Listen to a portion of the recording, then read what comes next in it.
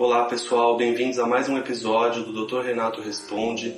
Hoje eu vou falar sobre as mudanças do Código de Trânsito Brasileiro.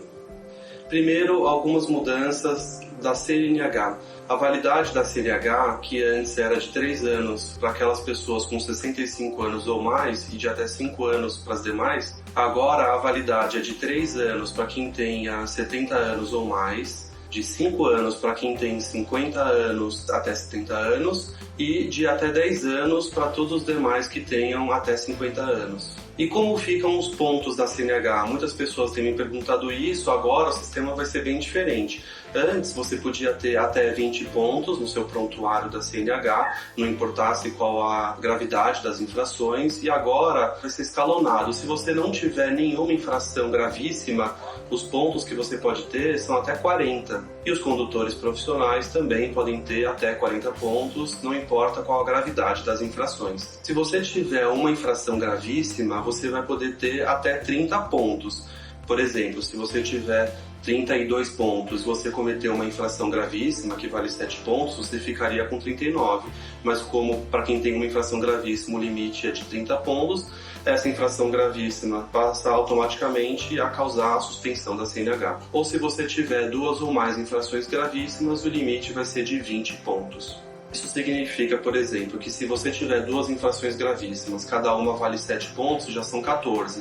Aí você tem mais 6 pontos que você pode ter com quaisquer outro tipo de infrações. E como fica a penalidade de advertência? Até então era possível solicitar a conversão de uma infração leve ou média pela pena de advertência. Você tinha que fazer um requerimento e esse requerimento podia ser ou não acolhido.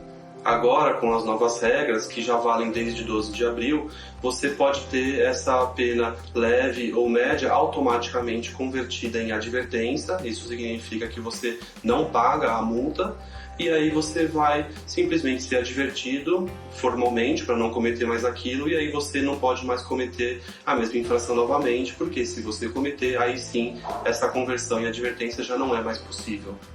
E tem uma mudança importante. Antes, a conversão em advertência era possível quando você não tivesse cometido a mesma infração. Agora, você não pode ter tido nenhuma outra infração nos últimos 12 meses para que essa conversão automática em advertência ocorra. Como fica o documento de porte obrigatório? Até então, nas regras antigas, você estava sujeito à multa e ao registro dos pontos no seu prontuário. Agora, com as novas regras, você simplesmente vai estar sujeito ao pagamento da multa, mas os pontos não serão registrados no prontuário. Vamos falar agora sobre algumas infrações de trânsito. Primeiro é a do farol, do uso da luz baixa. Antes, nas regras antigas, já tinha tido uma alteração em 2016, era obrigatório acender os faróis baixos ao transitar em qualquer tipo de rodovia, em qualquer horário. Agora, com as novas regras, esse uso de farol baixo só vai ser obrigatório nas rodovias de pista simples fora do perímetro urbano, ou também sob neblina, cerração ou chuva, ou ainda dentro dos túneis, como já era antes. E o transporte de crianças? Muitas pessoas têm me perguntado como é que fica. Como que eram com as regras antigas? Crianças de até 10 anos tinham de ser obrigatoriamente transportadas no banco de trás. Agora vai ser obrigatório transportar no banco de trás utilizando um dispositivo de retenção, que o CONTRAN vai regulamentar, algum tipo de cadeirinha de segurança. E crianças de até 10 anos e que tenham até 1,45 m de altura. E nas motos? Crianças com menos de 7 anos não podiam ser transportadas em moto. Agora, crianças de até 10 anos estão proibidas de serem transportadas na moto. E já era antes e continua assim, é obrigatório que a criança tenha condições de se manter com segurança na garupa da moto. Agora, algumas novidades para os ciclistas. Os veículos, ao ultrapassarem os ciclistas, sempre precisaram manter uma distância de 1,5 m e reduzir a velocidade para que isso não oferecesse nenhum risco. Agora, essa multa deixa de ser grave e passa a ser gravíssima. E com relação às ciclovias e ciclofaixas, antes já era proibido estacionar dentro delas, impedindo o trânsito das bicicletas. Mas parar o veículo para embarque ou desembarque não tinha nenhum tipo de infração. Agora isso passa a ser proibido e a infração é grave.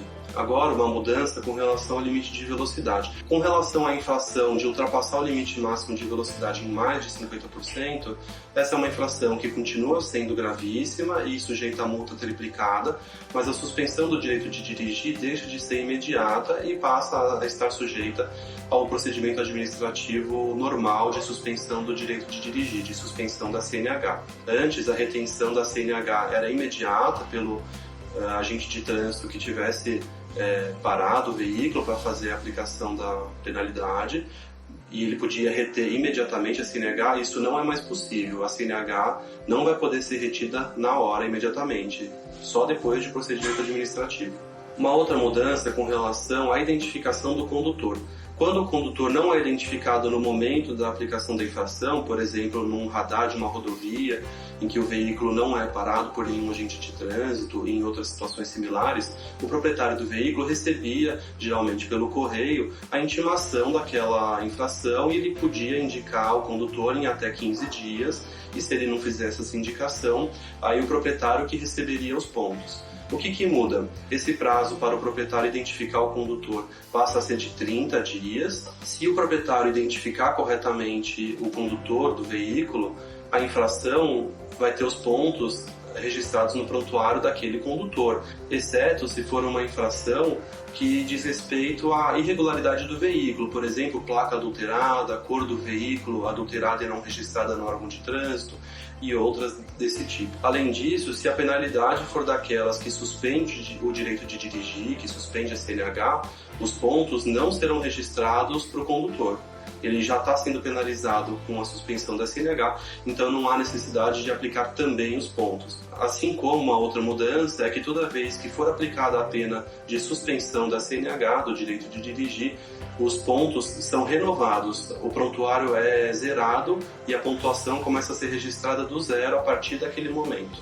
Uma outra mudança é a infração por não registrar alteração de proprietário ou transferência de município do veículo no prazo de 30 dias. Essa infração era grave, passa a ser média, e ela estava sujeita à retenção do veículo no local. Agora o veículo passa a ser removido para o pátio da autoridade de trânsito. Uma outra mudança para as motos é o uso do farol obrigatório. Esse farol continua sendo obrigatório, mas a infração não é mais gravíssima, agora ela vai ser média. Uma outra mudança é o porte obrigatório da CNH. Agora está oficializado que a CNH digital atende o requisito do documento de porte obrigatório, mas desde que a autoridade de trânsito consiga acessar o sistema de verificação no momento da fiscalização.